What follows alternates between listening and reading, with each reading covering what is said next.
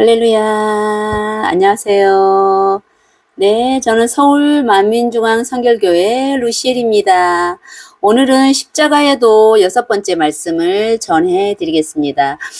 예수교연합선결교회 총회장님이시며 서울 만민중앙선결교회 당회장님이신 이재롱 목사님께서 설교해 주신 내용입니다. 예수가 왜 우리의 구세주가 되시는가? 고린도전서 2장 6절에서부터 9절 말씀입니다. 지난 시간에는 하나님께서 선악과를 만드신 이유는 사람에게 진정한 행복을 주시고자 함이라 말씀드렸습니다.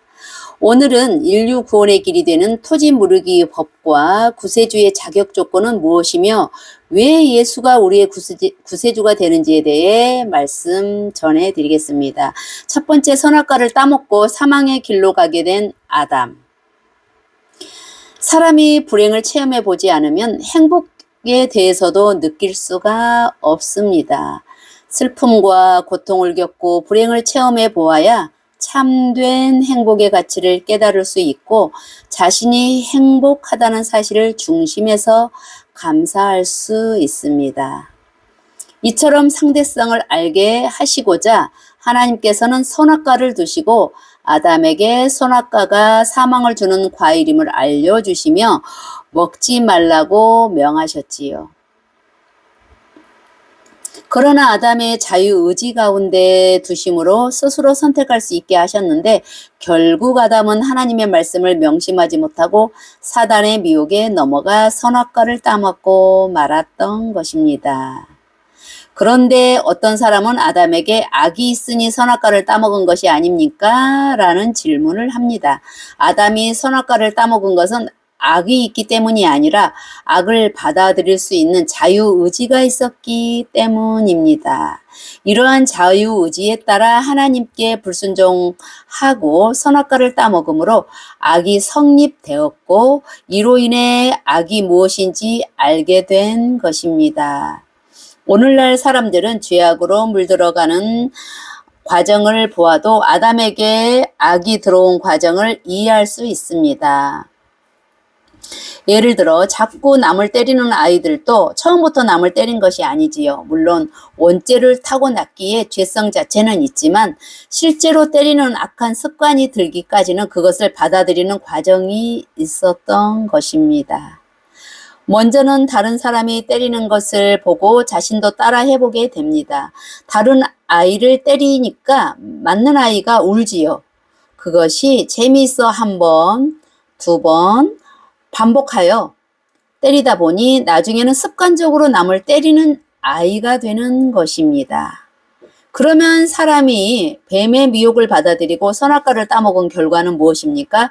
정령 죽으리라 하신 하나님의 말씀과 같이 사망에 이르는 것이었지요. 곧 영이 죽어서 하나님과의 교통이 끊어지고 원수마귀 사단의 종이 되고 말았습니다. 로마서 6장 16절에 너희 자신을 종으로 들여 누구에게 순종하든지 그 순종함을 받는 자의 종이 되는 줄을 너희가 알지 못하느냐.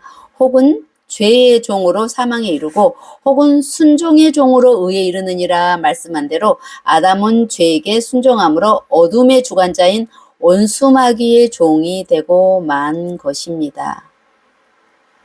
이때 아담은 땅을 정복하고 모든 생물을 다스리던 창세기 1장 28절을 참고하시고 자신의 권세까지도 원수마귀에게 넘겨주게 되었습니다. 아담이 원수마귀의 종이 되므로 만물의 주관자로서 가졌던 모든 권세와 영광도 원수마귀에게 넘어간 것입니다. 누가복음 4장 6절에도 이런 사실을 알 수 있습니다. 원수마귀가 예수님 앞에 천하만국을 보여주면서 말하기를 이 모든 권세의 그 영광을 내가 내게 주리라. 이것은 내게 넘겨준 것이므로 나의 원하는 자에게 주너라 했지요. 천하만국의 모든 권세와 영광을 처음부터 마귀가 가진 것이 아니라 내게 넘겨준 것, 곧 누군가에게서 넘겨받은 것이라 말하고 있습니다. 이는 바로 아담으로부터 넘겨받았던 것입니다.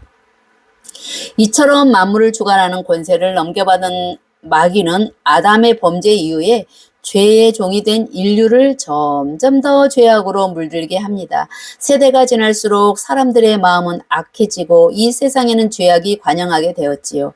이렇게 죄악 가운데 살아가는 사람들에게 원수마귀는 질병과 가난과 재앙과 눈물, 슬픔, 모든 고통을 가져다가 줍니다.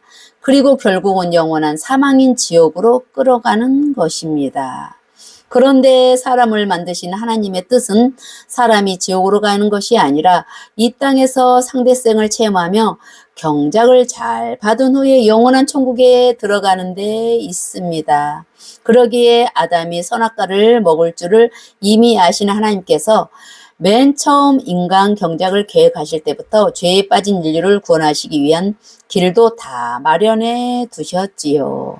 그 길이 바로 우리 예수 그리스도입니다. 두 번째, 토지 무르기 법칙에 따른 인간 구원의 길. 그러면 범죄하여 죄인이 된 인류는 어떻게 해야 구원에 이를 수 있을까요? 하나님께서 무조건 용서해 주시고 구원해 주시면 되는 것일까요? 그러면 범죄하여 하나님께서는 사랑의 하나님이신 동시에 공의의 하나님이시기도 합니다. 모든 것을 영계의 법과 질서에 따라 정확하게 시행하시는 분이시므로 죄인들을 사하시고 구원하시는 것도 정확한 공의 가운데 이루시는 것입니다. 이러한 공의 가운데서 인류를 구원하기 위해서는 반드시 예수님께서 십자가를 지고 죽으셔야 했지요.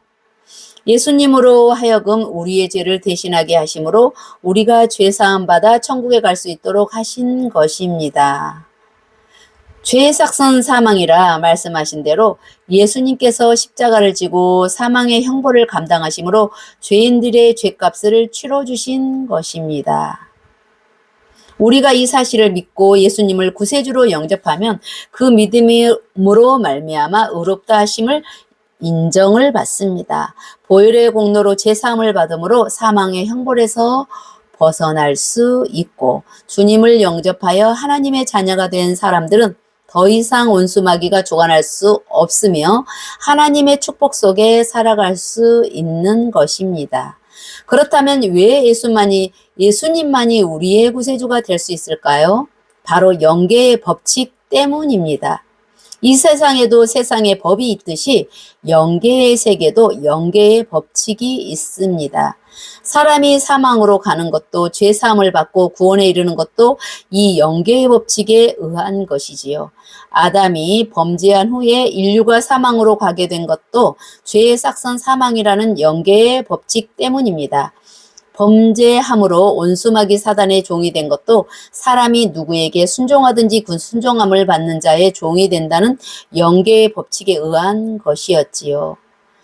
마찬가지로 사람이 사망이라는 형벌에서 놓여 구원받을 수 있는 것도 영계의 법칙에 따라야 합니다. 그렇다면 죄인인 인류는 어떤 영계의 법칙에 따라 죄사함을 받고 구원받을 수 있는 것일까요? 바로 성경의 토지 무르기의 법칙을 통해 답을 찾을 수가 있습니다. 그렇다면 죄인의 인류는 어떤 영계의 법칙에 따라 죄사함을 받고 구원받을 수 있을까요? 성경의 토지 무르기의 법칙에 통해 답을 찾을 수가 있습니다. 레위기 25장 23절에서 25절에 토지를 영영히 팔지 말 것은 토지는 다 내 것임이라 너희는 나그네요 우구하는 자로서 나와 함께 있느니라 너희 기업은 온 땅에서 그 토지 무르기를 허락할지니 만일 너희 형제가 가난하여 그 기업 얼마를 팔았으면 그 근족이 와서 동족에 판 것을 물을 것이요 했지요. 이는 이스라엘의 토지 거래에 관한 법으로서 단순히 토지에 대한 법이 아니라 흙으로 지음받은 사람에게도 적용되는 영계의 법칙입니다. 하나님께서는 이스라엘 백성들에게 각 지파의 가족에 따라 가나안 땅을 분배하셨는데 근본적으로 모든 토지는 하나님의 것으로 토지를 분배받았다 해서 마음대로 팔 수는 없었습니다. 만약 가난하여 토지를 팔게 될 때는 그 근족이 대신 토지의 값을 지불하면 반드시 그 땅을 돌려주도록 하셨지요. 이렇게 토지를 무르는 법칙 안에 죄인된 인류가 구원받은 길이 제시되어 있다는 사실입니다. 하나님의 소유인 토지를 팔고 사는 법은 근본 흙으로 지음받은 사람에게도 직접 관계되는 법이기 때문이지요. 이처럼 흙으로 지음받은 사람이 원수마귀의 손에서 넘어갔다가 다시 하나님께로 돌아올 수 있는 법칙과 팔았던 토지를 다시 무르는 법칙과는 직접적인 연관이 있는 것입니다. 이스라엘의 모든 토지가 하나님의 소유인 것처럼 아담과 그의 권세 또한 하나님께 속한 것으로 영영이 팔 수 없도록 규정해 놓으셨다는 사실입니다.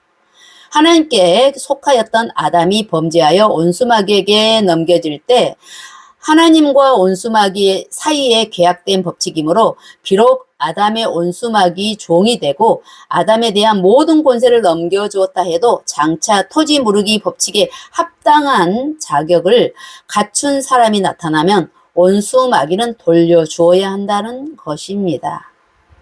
세 번째, 구세주의 자격 조건을 보겠습니다. 아담이 선악과를 따먹을 것을 아신 하나님께서는 토지 무르기 법칙에 따라 구세주의 합당한 분을 미리 예비해 두셨는데 바로 예수 그리스도이십니다. 그러면 토지 무르기의 법칙에 의한 구세주의 자격 조건이 무엇인지 나누어서 알려드리겠습니다. 첫 번째는 사람이어야 합니다. 레위기 15장 25절에 만일 너희 형제가 가난하여 그 기업 얼마를 팔았으면 그 근족이 와서 동족에 판 것을 물을 것이요 하여 토지를 팔았을 때 되찾아올 수 있는 사람의 조건은 바로 근족이라야 한다고 했습니다. 죄값으로 원수마귀 사단에게 팔린 사람을 대속할 때도 반드시 아담의 군족이라야 합니다. 아담의 군족이라는 것은 아담과 같이 영과 혼과 육을 다 가진 존재 곧 사람이라고 말합니다. 사람을 말합니다. 그래서 고린도전서 15장 21절 22절에도 사망이 사람으로 말미암았으니 죽은 자의 부활도 사람으로 말미암는도다. 이렇게 고린도전서 15장 21절 22절에 말씀하고 있습니다. 아담 안에서 모든 사람이 죽은 것 같이 그리스도 안에서 모든 사람이 삶을 얻으리라 했습니다. 이처럼 사람의 죄값을 대신 치르기 위해서는 사람이 되어야 하기 때문에 구세주이신 예수님도 사람이어야 했습니다. 그런데 예수님은 하나님의 아들이시며 창조주 하나님으로부터 분리되어 신으로서의 능력과 권세와 영광을 가진 분이시지요. 그렇다면 예수님께서 어떻게 사람의 군족이 될 수 있으실까요? 요한복음 1장 14절에 보면 예수님에 대해 말씀이 육신이 되어 우리 가운데 거하심에 했습니다. 요한복음 1장 1절에 말씀은 곧 하나님이라 했습니다. 말씀이 육신이 되었다. 곧 말씀이신 하나님께서 살과 뼈를 가진 사람의 몸을 입고 이 땅에 오셨다는 뜻입니다. 예수님은 사람의 죄를 대속하시기 위해 사람의 몸에서 태어나셨으며 사람처럼 성장하는 과정도 겪으셨습니다. 사람이셨기 때문에 주무시기도 하시고 배고픔과 목마름과 기쁨과 슬픔을 느끼기도 하셨습니다. 또한 채찍에도 맞고 십자가에 달리실 때도 피도 흘리시기도 하셨고 고통도 느끼셨지요. 역사적으로 예수님께서는 사람으로 이 땅에 오셨다는 확실한 증거가 있습니다. 그것은 바로 예수님의 탄생을 기점으로 하여 세계의 역사가 크게 둘로 나누어진다는 사실입니다. 오늘날 세계사의 연대는 크게 BC, AD 나눠집니다. BC는 Before Christ, 곧 예수님께서 태어나시기 이전을 말씀하고 있습니다. AD는 Anno Domini, 인데 이는 주님의 연대라는 뜻으로 예수님 탄생 이후의 역사를 말합니다.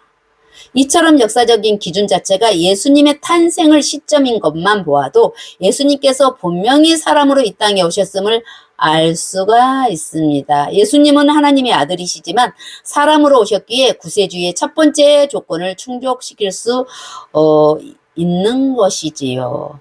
두 번째는 아담의 후예가 아니어야 합니다. 네, 아담의 후예는 모두 죄인입니다. 자신도 죄인이면서 다른 사람의 죄를 대신 져줄 수는 없습니다. 예를 들어 동생이 빚을 많이 지고 감옥에 갈 처지가 되었다고 합시다.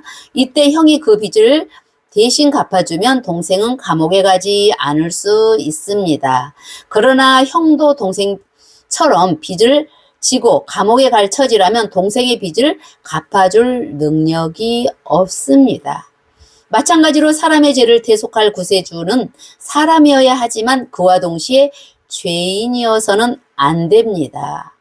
그런데 아담의 후손은 모두가 원죄를 가진 죄인으로서 자신이 죄로 인해 죽어야 하는 존재이기에 다른 사람의 죄를 대속해 줄 수가 없는 것입니다. 사람은 누구나 아담의 후손이며 죄인입니다. 그러니 사람 중에서는 아무도 구세주가 될 두 번째 조건을 충족시킬 수가 없습니다.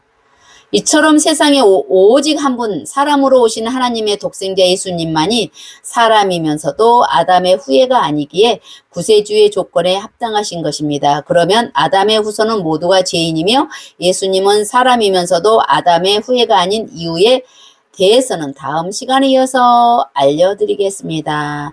감사합니다. 다음 시간에 뵙겠습니다. 감사합니다. 사랑합니다.